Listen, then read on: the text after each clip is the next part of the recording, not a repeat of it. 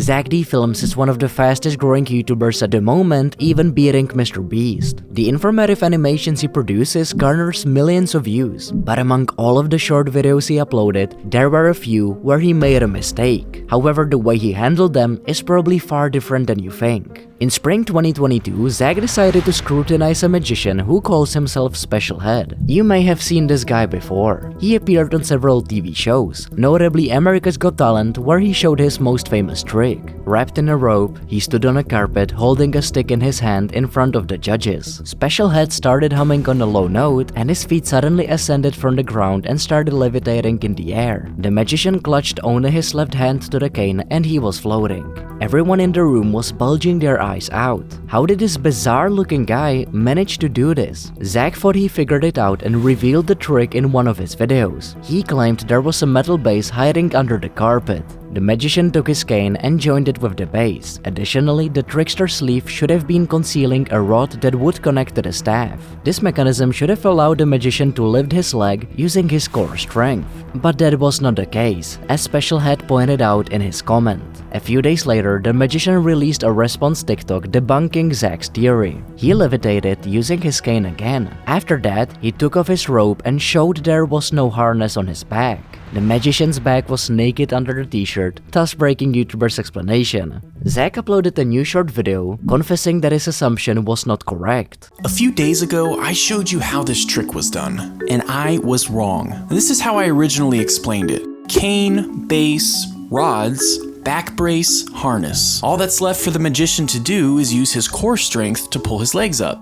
Well, this magician, known as Special Head, left a comment on my TikTok. He also made a response video proving that my theory is wrong. There appears to be no base or harness. In fact, Special Head has some other videos online where he just touches someone's head and levitates. So what's going on here? What's the real explanation to this trick? The answer is that I have no idea. However, his next short video got him far more comments highlighting his mistake. On January 2023, Zack uploaded a short video clarifying the renaming of the popular fast food chain KFC. He stated that the company was initially named Kentucky Fried Chicken, but 30 years ago the firm had to switch to KFC. 30 years ago, Kentucky Fried Chicken changed their name to KFC, and the reason they did this is not what you think. You see, the rumor was that they wanted to nix the word fried for health reasons, but it turns out that wasn't true. The actual reason they changed their name was because of Kentucky, the state. You see, in order to make more money, the state decided to trademark the word Kentucky. This meant that anyone who used the word would have to pay licensing fees. Kentucky Fried Chicken refused to pay and changed their name instead. However, this wasn't the true story. A lot of fans knew this, and suddenly a bunch of comments started appearing saying that Zack messed up.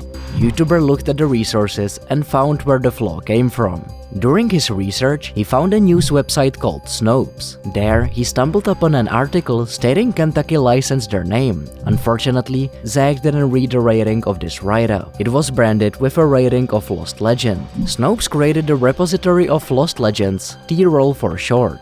This repository is a collection of fictional stories that are often mistaken for real events. The editors at Snopes created these articles with the sole purpose of trolling people. Like many others, Zack fell for it and became a victim of their joke. He admitted his fault and expressed his regret for the misinformation in a new short just a few days later, hoping to set the record straight. A few days ago, I posted a video about why Kentucky Fried Chicken changed their name to KFC, and my explanation was wrong. You see, I explained that the name change was KFC's way of nixing the word Kentucky, so they wouldn't have to pay licensing fees. But after posting this video, I noticed some of the comments were claiming I was full of so I retraced my steps and found where I went wrong. You see, I got this information from a Snopes article, but I didn't realize that Snopes had rated this article as Lost Legend. A Lost Legend rating is their way of trolling people, and I fell for it. Nonetheless, this was far from the last controversy that Zack found himself in. In another short video from August 2024, Zack looked into an unusual trial. A man claimed he found a dead mouse inside a can of Mountain Dew he was drinking, so he sued the soda's parent company, PepsiCo. PepsiCo argued that Mountain Dew's highly acidic formula would actually dissolve a mouse body into a jelly-like substance before anyone could ever even notice it in the can. This odd defense left consumers worrying about what the soda really does to the human body if it can liquefy a mouse. Another YouTuber, Edward Pinzaro, decided to test Zack's short after watching it. He took a toy mouse, chicken breast, and a real dead mouse, sealed them in 3 jars filled with Mountain Dew, and left them there for a whole month. Edward declared that the green liquid was in fact quite acidic and was interested in what the soda bath would do to the meat. After a long wait, he opened the jars. Honestly, I don't know which one is which. Meaning you'll see my first reaction to the results. Let's see what happened to this one. Oh, that's the chicken. It looked normal from afar, but Oh, it's very malleable. the acidity broke down the soft organic tissue of the chicken, making it very easy to tear apart. Then came jar 2. 3, 2, 1. Is that the actual rat? It looked normal, but when I grabbed it, Oh my god. I don't even know if I'm like...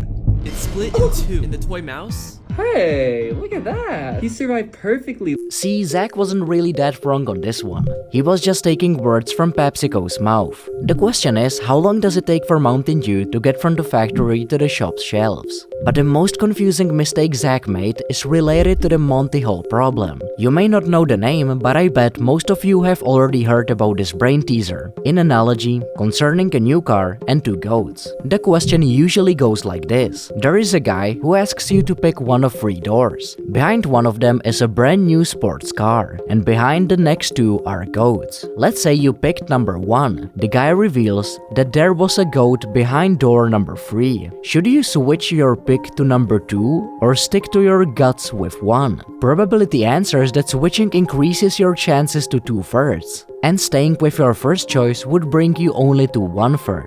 In his video, Zack tried to explain how this probability split works. Instead of doors, he used a bomb analogy with 3 different colored wires. Imagine you're trying to deactivate a bomb with a red, yellow, and blue wire. Now, one of these wires is the correct option, and snipping it will stop the bomb from exploding. But the other 2 wires will cause the bomb to go off if they're snipped. You choose the yellow wire, but before you snip it, you learn that the red wire would detonate the bomb. So now you must choose between yellow or blue. And you might assume that it doesn't matter because it's 50-50, but that's not actually the case. In the beginning, each wire had a 1/3 chance of being correct. When you chose yellow, the other 2 wires had a combined chance of 2/3. And when red was identified as the wrong wire, the odds didn't actually change, they were just reflected onto the blue wire, which means your chances are better if you switch to blue. But Zack's interpretation of the Monty Hall problem wasn't accurate. The information that the red wire would cause the explosion to go off was independent of the man choosing yellow wire. But that can't be the case. For the Monty Hall problem to work, the red wire must be revealed as the wrong one after the yellow wire is chosen.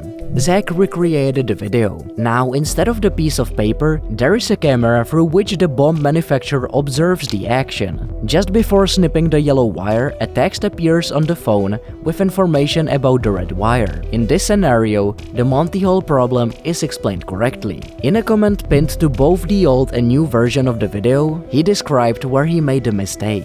As we can see, Zack made a few hiccups along the way. He has now released over 1,300 shorts. It is admirable that he didn't do more mistakes. Also, you can't forget his humble apologies, which sadly are not that common on YouTube these days.